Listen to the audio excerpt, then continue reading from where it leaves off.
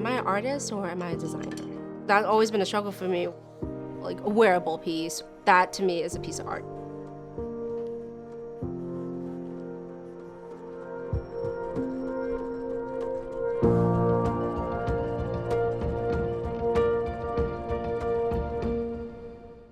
I grew up in Randolph, Massachusetts.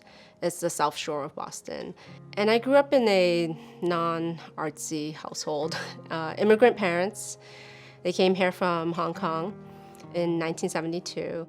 So my father's a tailor by trade. He opened his own business and they worked all the time. I pretty much, grew up taking care of my sister, so I was like a second mom to her. I've always been artistic. Ever since I was little, I always had a pencil and a paper in hand. I didn't discover the whole art world until I went to high school. The seniors would tell me, wow, you would be really good going to art school. Have you ever thought about that? I said I didn't even know what it was about, so I looked into it and I said, wow, I think this is for me.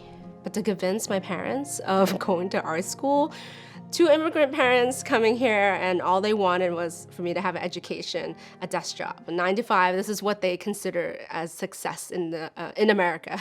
So I begged and said, can you please let me go? So they said yes, and I just fell in love with it.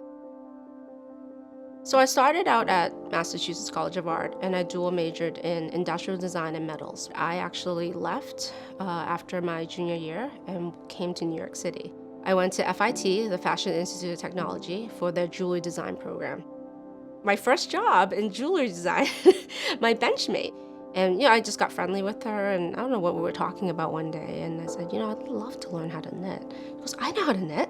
I'll teach you. She goes, but I only know how to make scarves. That's it. That's all I can teach you. 1 stitch. And she taught me how to do a knit stitch. And I just delved into it where I wanted to learn everything. That, I always said, was the defining moment for me, where it led me into a whole career, which I never thought I would have. This shawl is inspired by my summers at the Jersey Shore, and one of the places that we go to, which is next to the town that we stay in, is called Ocean Grove. And Ocean Grove has really beautiful Victorian homes, and I tried to find stitch patterns that mimicked some of the little details that I saw on the houses. There's a lot of vibrant color homes there, and I thought this actually went well with the piece.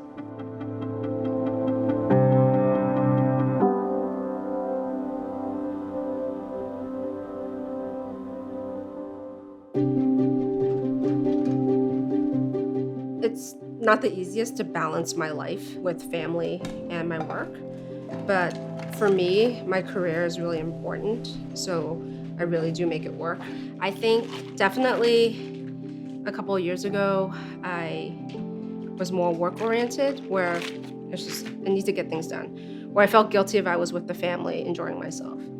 But a couple of years ago, my little one had an accident and she almost died.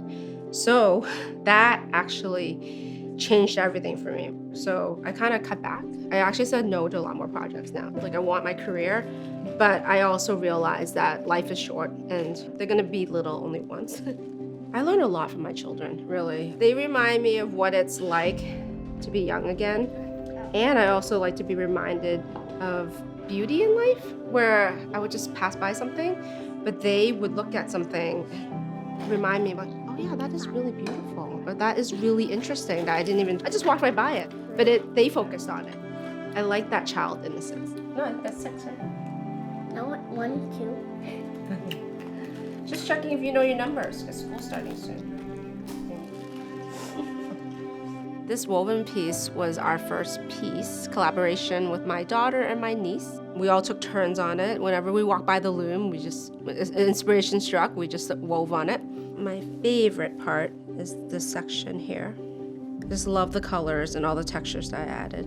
It just makes me so happy to see these colors. It's an experimentation, so according to the philosophy of Sayori weaving, there are no mistakes. It's just free-form weaving.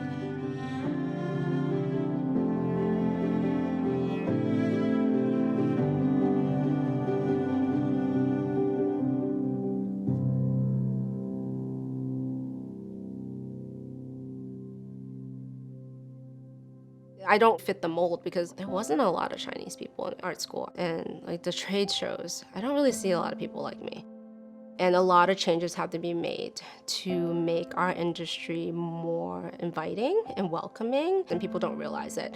So there's been a lot of fighting back and forth, and it's gotten really ugly, and we're trying to make some peace, but it's hard because we need to educate people. Vogue Knitting decided to create a diversity advisory council, and they asked if I wanted to be on the council. I'm making it more welcoming to everybody, to be more inclusive.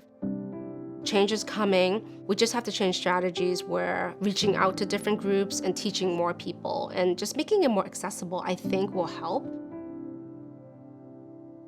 The design inspiration for this set is about texture, but just very simply knit. So I found a really cute stitch in a Japanese dictionary. So this was my swatch, and it's all about showing off their yarns and just a simple stitch pattern on there, but little pops here.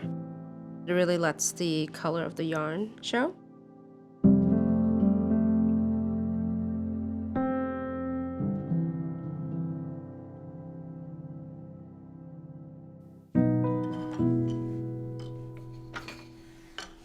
That's good. You can put this right here to rest on your lap so you don't have to hold on to it.